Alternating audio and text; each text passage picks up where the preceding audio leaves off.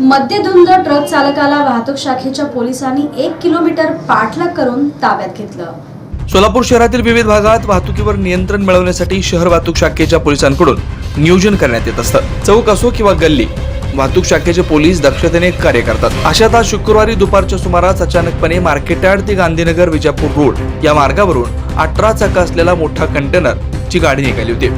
Market यार्डात वाहतूक शाखेचे पोलीस हवालदार राऊत यांना थोडा संशय आला। त्यांनी त्या गाडी चालकाला थांबवण्याचा इशारा दिला। त्यांनी गाडी न थांबवता पोलिसांच्या आदेशाचं उल्लंघन करत भरधाव आणि सुसाट निघाला।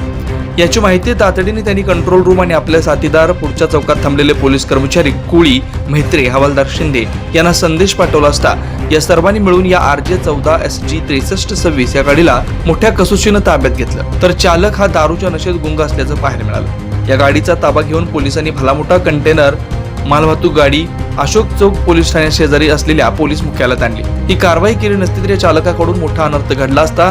यामुळे मोठा अनर्थ होण्यापासून टळलं एवढं मात्र निश्चित।